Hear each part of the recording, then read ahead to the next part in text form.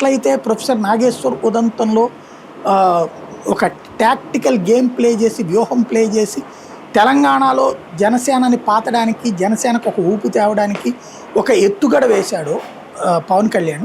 ఇప్పుడు ఇందులో కూడా అట్లాగే అంటే ఇంతవరకు రాజకీయ వ్యూహాలు పన్నడంలో సిద్ధహస్తుడు చంద్రబాబు అనుకుంటే చంద్రబాబుకి పాఠాలు నేర్పుతున్నాడు పవన్ కళ్యాణ్.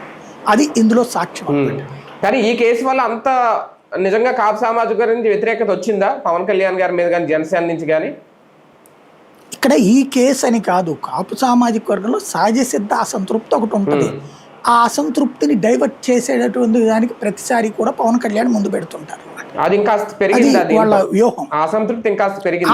ఆయన పెట్టుకుంటున్నారు. అది అంటే ప్రతిదాన్ని తనకంటే ప్రభుత్వానికి వ్యతిరేకంగా వచ్చేదాన్ని తను భుజాన్ని వేసుకుని ఓ పక్కన చంద్రబాబుని కాపాడుతూ ఆ విషయాన్ని జగన్ మీదకి తోసేసే పని చేస్తున్నాడు. అది వ్యూహం, అంతేగాని వేరే కాదు. ఇక్కడ దాంట్లో గెయిను లాస్ ఇక్కడ ఏముండదు, అదంతా ఎలక్షన్స్ అప్పుడు. కానీ ఒకటిసారి ఈ ఇన్సిడెంట్ వల్ల అయినా అంటే సమన్వయం అనేది ఎప్పటి నుంచో కాస్తంత మిస్ అవుతుంది రెండు పార్టీల మధ్య అనేది స్వయంగా చంద్రబాబు గారే చెప్పారు. మంత్రులు, ఎమ్మెల్యేలు, టీడీపీ నేతలు ఎందుకు సైలెంట్గా ఉంటున్నారు పవన్ కళ్యాణ్ మీద అలాంటి బురద జల్లుతుంటే మీరు మాట్లాడండి అని. ఈ విషయం ద్వారా అయినా వీళ్ళిద్దరి మధ్య సమన్వయం అయినా మెరుగుపడద్దా?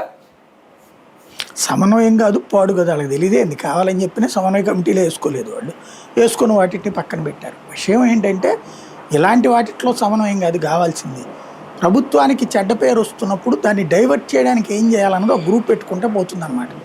దానికి ఆ గ్రూప్ పేరు డైవర్షన్ గ్రూప్ అని పెట్టుకోవాలి. ఏదైనా ప్రభుత్వం చేసే ఒక తప్పు లేదా ప్రభుత్వం ఏదైనా ఒక ఇష్యూలో ఇరుక్కుపోయినప్పుడు దాన్ని ఎలా డైవర్ట్ చేయాలి, లోకేష్ డైవర్ట్